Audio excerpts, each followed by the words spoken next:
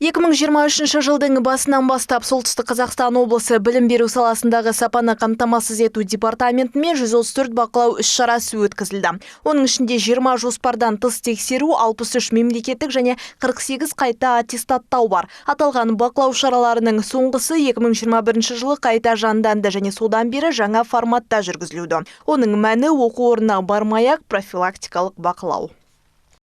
В сфере дошкольного обучения Мектепке дейінгі оқыту және тәрбиелеу саласында ағымдағы жылы 18 балабақшада аттестаттау өткізілді. 8 мектепке дейінгі ұйым аттестатталды және 10 аттестатталмады. Ұсынылған материалдарды талдау көрсеткендей, мектепке дейінгі ұйымдар оқу жұмыс жоспарының үлгілік жоспарға сәйкестігі, оқушылардың жеке даму карталарын жүргізу бойынша талаптарды орындамайды. Бір жастағы топтарды қалыптастыру кезінде жас кезеңділігі сақталмайды. Мемлекеттік және жекеменшік балабақшаларда тәрбиеленушілердің жетістіктеріне мониторинг жүргізу кезінде бұзушылықтар, оқу жүктемесінің ең жоғары көлеміне стандарт талаптарын сақтамау анықталды. Осыған ұқсас бұзушылықтар орта білім беру ұйымдарында мектепке дейінгі тәрбие мен оқыту деңгейін аттестаттамауға себеп болды.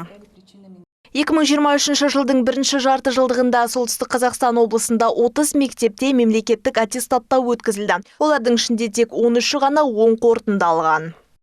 в организациях среднего образования Орта білім беру ұйымдарында мемлекеттік стандарттардың талаптары толық көлемде орындалмаған. Ерекше білім беру қажеттіліктері бар балалар үшін оқыту жағдайлары жасалмаған. Жеке жұмыс жоспарлары жоқ, психологиялық әлеуметтік қызметтік жұмысы, инклюзивті білім беру талаптары байқалмайды. Біліктілік талаптары мәселесі ең өзекті болып қала береді. Педагогтардың білім алуының оқытылатын пәнге сәйкес келмеуі, педагогтердің аттестаттаудан өту мерзімдерін сақтамауы, асхананың санитарлық нормаларға сәйкес келмеуі, оқу үй-жайларының санитарлық нормалар мен өрт қауіпсіздігі ережелеріне сәйкес келмеуі, білімді бөлудің қанағаттанарлықсыз нәтижелері, формативті және жиынтық бағалау талаптарын сақтамау.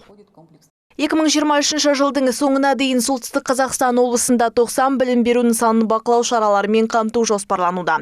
Мемлекеттік аттестаттаудан өтпеген мектепке дейінгі және орта оқу ұйымдары есепке алынып, арнайы комиссия қайта тексеруге жіберетін болады. Дана Асылханқызы, Асар Ербулан, Первый Северный телеарнасы.